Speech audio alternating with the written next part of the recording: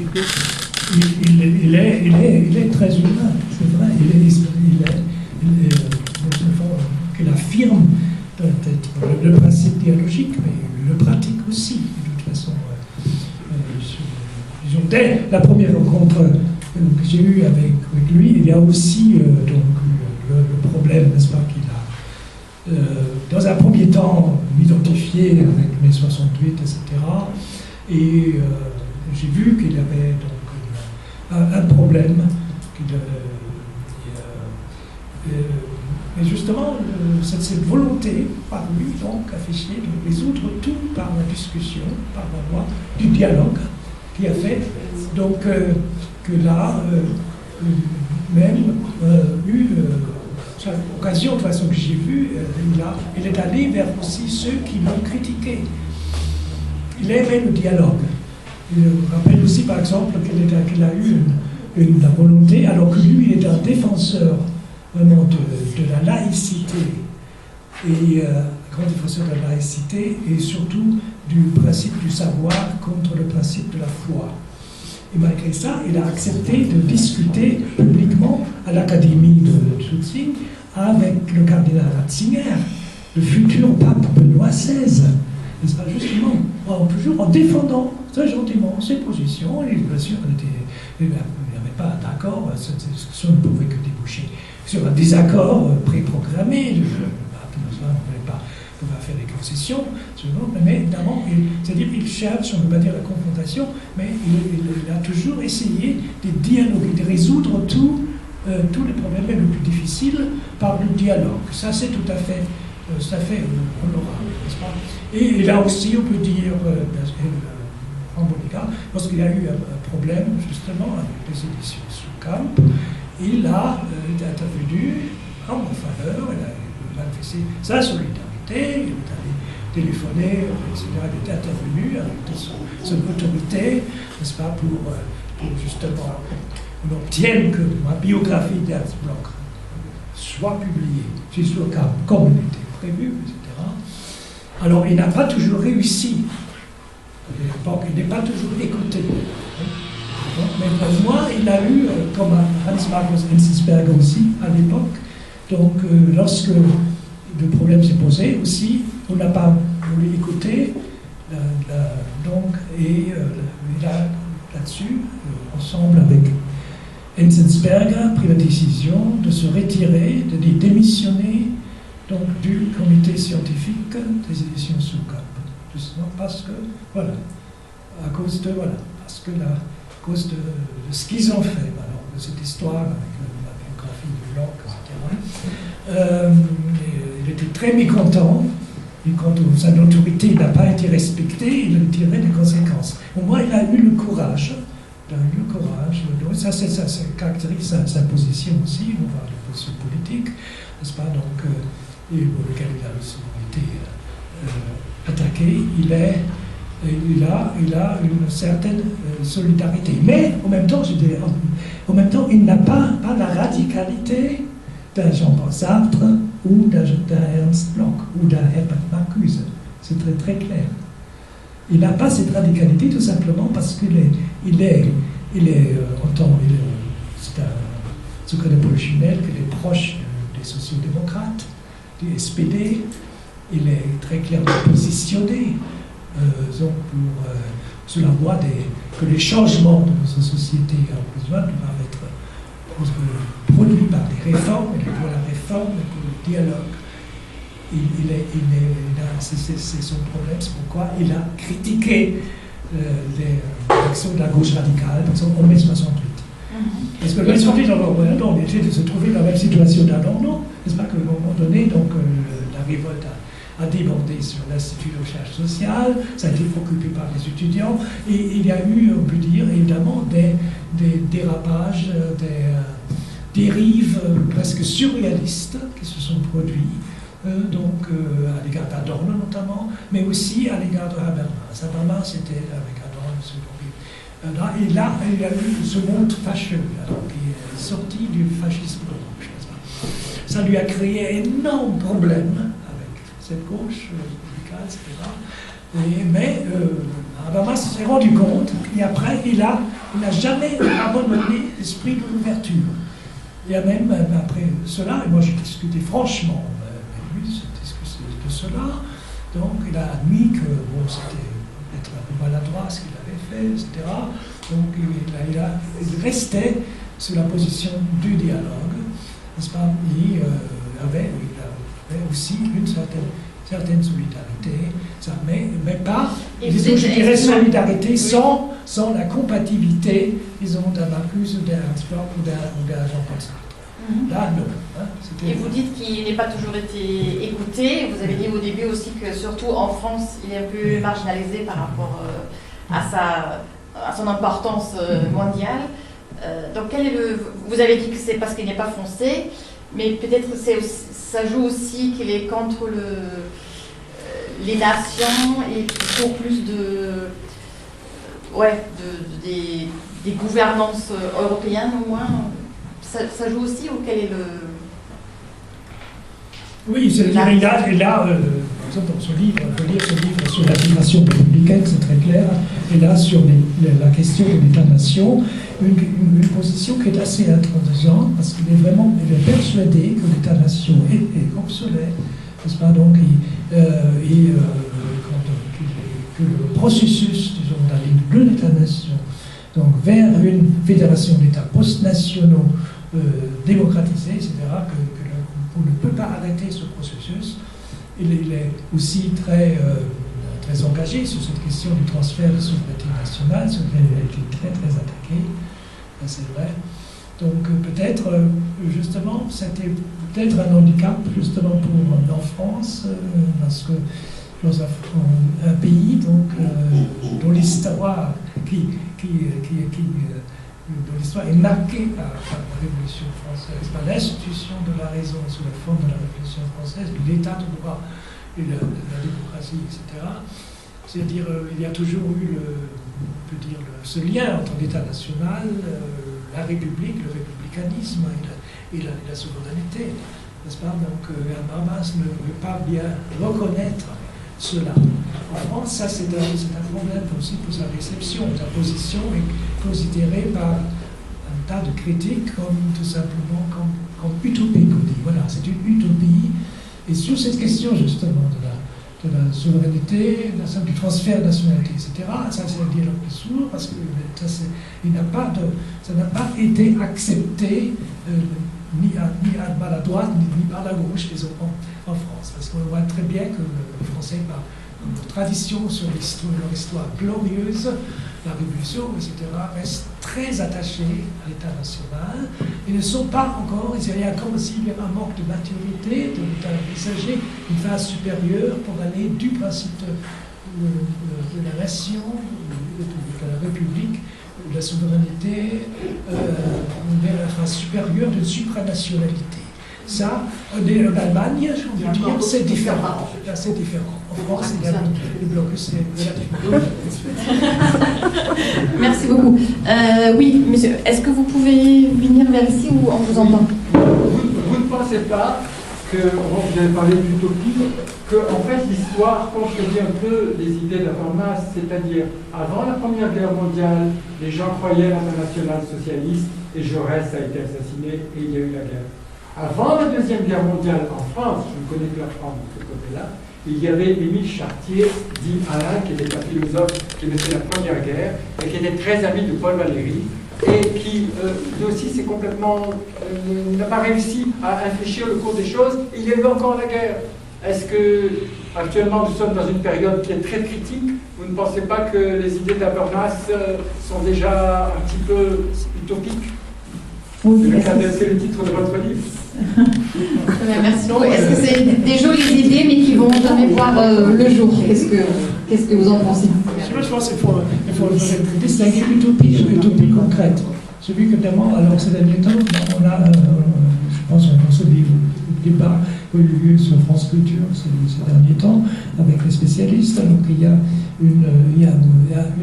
une petite évolution, c'est-à-dire dans le sens admettre les utopies correctes, mais pas tellement les utopies. Mais évidemment, Habermas, à la fin, on peut dire, approche, alors qu'il est dans sa toute première phase, globalement dans son œuvre style aux utopies. Il n'a jamais. Il y a une grande différence entre sa philosophie et celle d'Ernst Bloch, par exemple, qui est le philosophe de l'utopie et de l'espérance, et qui croit, et qui évidemment est le concepteur de qui a inventé ce concept de l'utopie en fait. Donc Habermas est fondamentalement rationaliste. Mais ici, là, l'utopie, c'est justement celle peut-être de réactualiser Kant, avec son univers, la théorie de la rationalité, et surtout pour avec son idée du cosmopolitisme. Là, je pense, oui, on peut dire, c'est-à-dire, c'est trop facile de condamner, n'est-ce pas, d'office, tous les projets visant à créer une société autre, plus juste, plus fraternelle,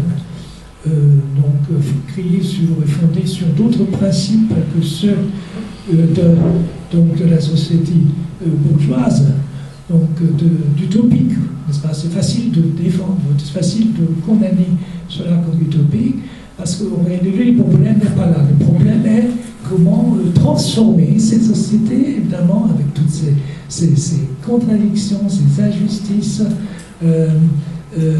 cette nécessité de se réformer, comment la transformer. Et là, évidemment, Habermas, il n'a pas choisi comme Ernst Bloch ou comme Marcuse ou comme Jean-Paul Sartre, donc la voie révolutionnaire, n'est-ce pas, donc autogestionnaire, si vous voulez, mais plutôt très clairement la voie de la réforme. Donc, il n'a pas choisi Rosa Luxembourg, il a choisi Édouard Bernstein. Bernstein, n'est-ce pas, donc avec son livre sur les présupposés du socialisme et les tâches de la social-démocratie de 1889, évidemment représentant c'est le courant majoritaire dans le socialisme allemand, n'est-ce pas, qui voulait combattre pour la transformation de cette société capitaliste dans une société socialiste libre par la voie des réformes, dans la voie parlementaire, par la voie de la législation parlementaire, et qui est pour cela refusé catégoriquement la voie révolutionnaire. Voilà, donc ce qui a d'ailleurs conduit à l'antagonisme qui a éclaté brutalement en janvier 1919, n'est-ce pas, avec la révolution spartakiste, n'est-ce pas, donc, et le positionnement donc, du SPD majoritaire à cette époque, qui a été, avec Noske, de combattre donc, cette révolution, les révolutionnaires, pour justement, au nom de l'idéal de réforme, du socialisme démocratique réformateur, ils ont maté la révolution.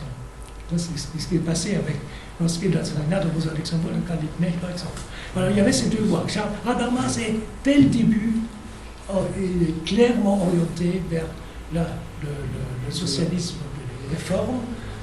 Il est contre, évidemment, toute forme de marxisme-léninisme, stalinisme, etc. Et ça, c'est très, très, très clair. Donc, on ne peut pas l'attaquer d'utopiste, même s'il va très loin dans ses idées de mise en cause de l'État national et de transfert, évidemment, des souverainetés nationales. Encore des questions, sinon j'en ai encore. Est-ce que vous permettez que je parle en allemand et vous traduisez après? Oui, il n'y a pas de souci. Parce que sinon, je ne trouve pas les mots exacts. Oui, il n'y a pas de souci avec l'aide, peut-être d'autres. Also meiner Meinung nach hat der Habermas übersehen, dass man nicht einfach einen Supranationalismus oder eine konstitutionelle Monarchie oder ein Referendum einfach so installieren kann. Das muss man vorher in den Köpfen, muss sich das alles ändern. Man bekommt es nicht durch Institutionen oder durch Gesetze hin, sondern muss auf die Menschen zuarbeiten und die müssen ihre Mentalität, ihre Einstellung zur Politik, zu philosophischen Problemen und so weiter ändern. Und ich sehe es immer nur, dass er rein formell und institutionsmäßig da vorgeht. Also möglicherweise verstehe ich das nicht ganz. Donc, merci beaucoup. Le doute de ces messieurs, c'était que Habermas, peut-être, il a toujours pensé aux institutions, à imposer des réformes, à imposer des référendums, au lieu de penser le mental, la pensée des citoyens pour changer la société. C'est bien ça, à peu près. Donc, est-ce qu'il n'a pas trop mis sur les institutions pendant que le mental des citoyens n'est pas encore là? Moi, je pense que non. Je pense que non, parce que. Alors, quel est je ne sais pas si vous avez bien. Je ne suis pas sûr que vous ayez bien compris l'intention fondamentale de Habermas. Donc, j'ai intitulé mon livre The Principe Discussion. Habermas et le tournant langagier communicationnel de la théorie critique, c'est-à-dire il place la discussion au cœur même de sa philosophie sociale de l'émancipation. C'est ça son côté, l'innovation qu'il apporte dans la philosophie du XXe siècle.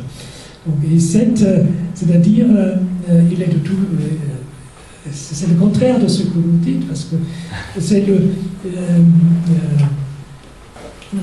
cœur de la théorie de l'agir communicationnel est que des participants, des citoyens et participants à une discussion dans des conditions idéales de discussion et dans un rapport d'intercompréhension mutuelle développent par le dialogue pacifique des arguments, des argumentations qui finalement devraient déboucher sur l'obtention d'un consensus. Consensus démocratiquement, complètement démocratiquement obtenu et négocié. N'est-ce pas? Ça, c'est sa position. Donc c'est une valorisation des citoyens, évidemment, parce que tous sont dans cette discussion, tous sont égaux. Tous les citoyens sont égaux et tous ont droit, justement, de participer à une législation rationnelle dont le but est, évidemment, la transformation du monde vers un monde meilleur, plus juste, plus égalitaire, etc. Donc c'est ça. Alors eux, ça a été critiqué, et on peut le critiquer, ce point de vue. Moi aussi, je l'ai un tout petit peu critiqué, mais pas ça. Pas ce cœur, vraiment. Mais il ne s'est pas rendu au peuple. Il n'a pas trouvé le peuple. On peut critiquer. Ça se fait dans une chambre au ciel. On peut critiquer, disons, que cette conception, cette approche cette critique a été faite, entre autres, par Pierre Bourdieu, par Jacques Rancière, je ne cite que deux philosophes sociologues en France. Alors il y a une surévaluation par lui, justement, de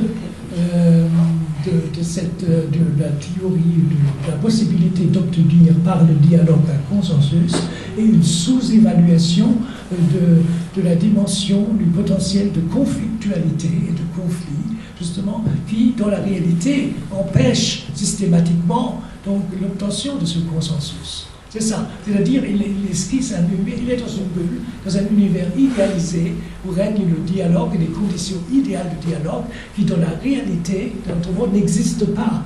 Simplement parce qu'il y a des forces, n'est-ce pas, qui s'opposent, qui ont des puissances différentes, il y a des luttes d'influence, il y a des rivalités, il y a des guerres, des conflits qui dégénèrent trop facilement dans les guerres, etc. C'est ça, de ce point de vue-là, on peut dire que sa conception est trop idéaliste ou irréaliste. Oui, c'est ça ce que je veux dire. Oui, ça, vous avez voulu dire ça, vous avez raison. Merci beaucoup. Oui, il y a encore ça.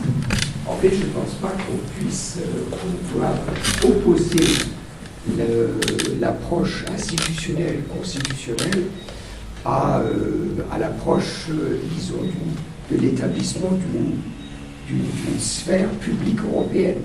En fait, quand on regarde l'histoire du long, ça s'est fait par itération. Quand on regarde maintenant le pouvoir du Parlement européen comparé à ses débuts, il y a une évolution incroyable. Et donc ça, c'est l'aspect institutionnel.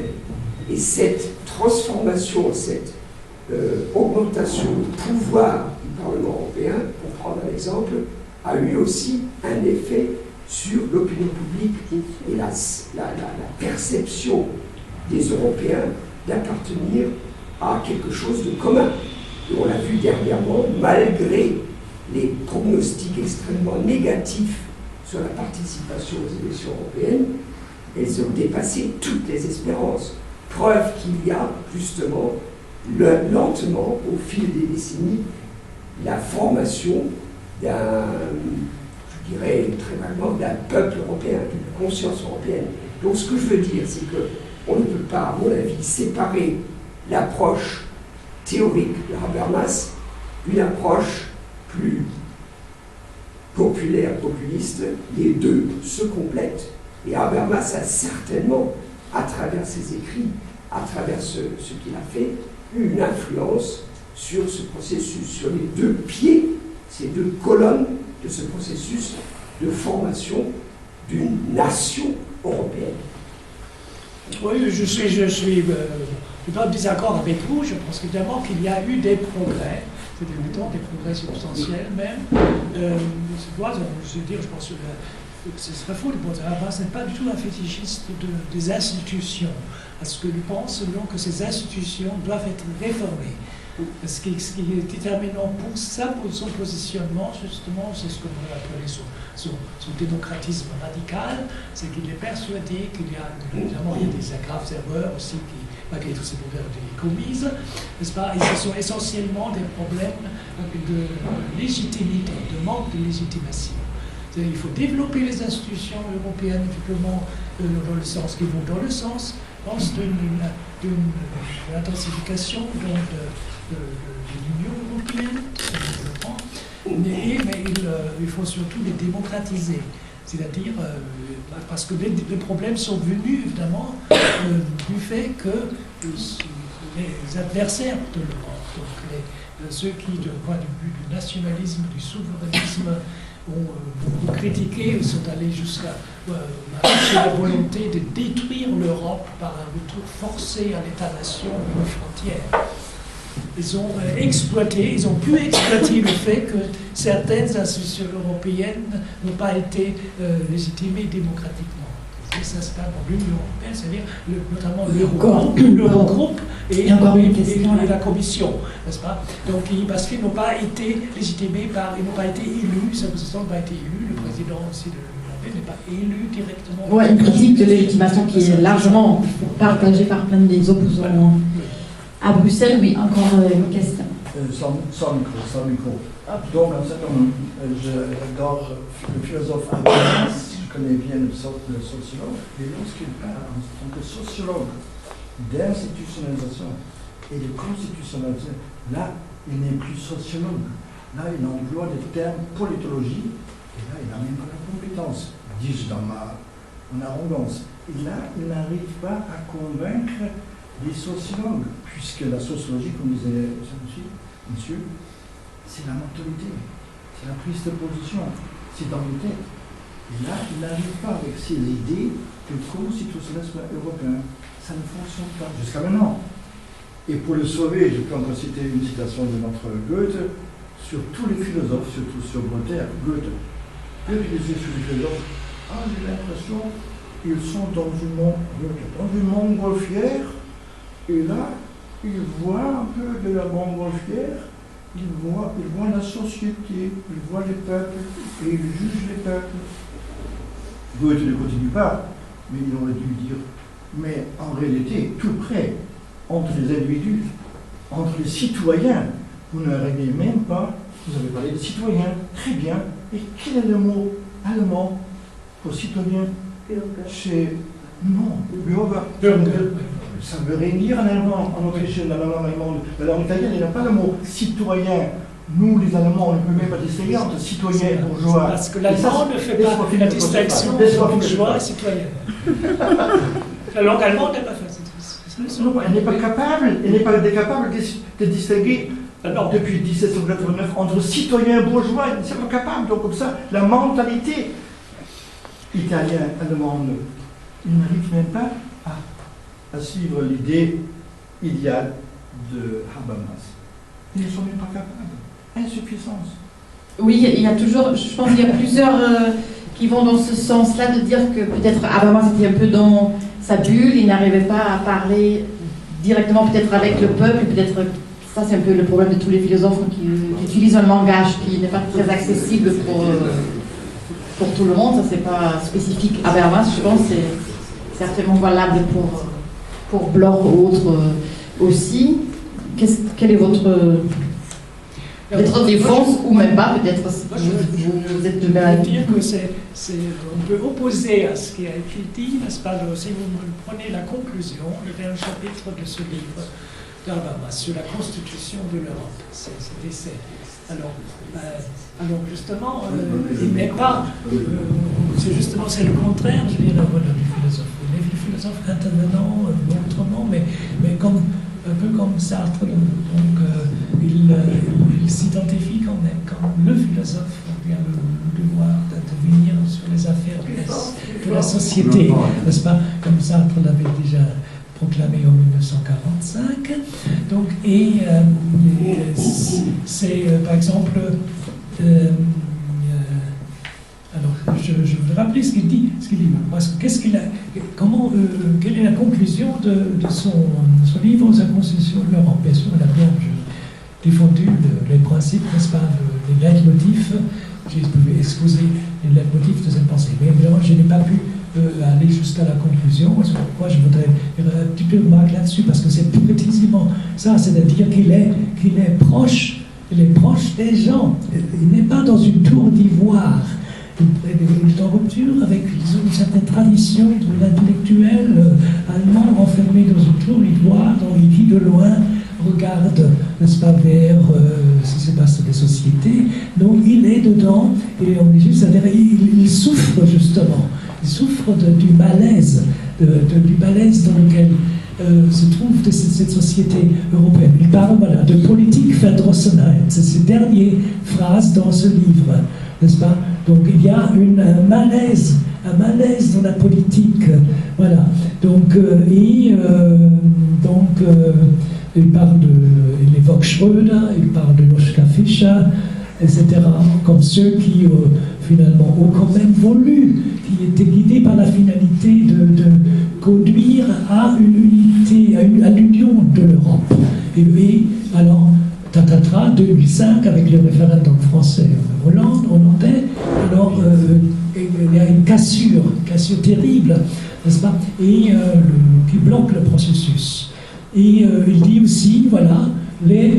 Pourquoi? Parce que les politiciens, n'intéressent finalement qu'à le prochain succès électoral. Mais les citoyens, pas les bourgeois, les citoyens, die Bürger spüren, dass ihnen eine normative Kernpolitik etwas vorenthält. Voilà, c'est-à-dire, difficile à traduire en français, les citoyens, ils ont bien l'impression que la politique les prive de quelque chose, leur cache quelque chose. Et ce déficit, se transforme dans la société, à l'intérieur même de la société, est en train de se transformer dans un mouvement de protestation profond et radical. C'est-à-dire, il prévoit exactement ce qui est arrivé en France avec le mouvement des Gilets jaunes en novembre 2018. Alors que de l'intérieur de Rosenberg, il y a une telle frustration, il y a un tel sentiment justement de ne plus être écouté comme citoyen, d'être marginalisé. Donc que ça crée alors de nouvelles formes justement d'être prêt à la protestation, de sortir de la rue, à s'engager à la base. Il cite Stuttgart, ce qui est arrivé, Stuttgart 21, rappelez donc la mobilisation qu'il y a eu, mobilisation très loin de la ville de Stuttgart contre le projet de la gare souterraine, n'est-ce pas, où pendant des années, alors évidemment nous sommes les écologistes, mais vraiment c'est un mouvement citoyen qui était passé de loin et parti. Alors pour empêcher cela, il y a eu vraiment quelque chose. Voilà, il compte, c'est là-dessus qu'il compte, aussi sur l'auto-organisation, la capacité d'auto-organisation des gens, n'est-ce pas?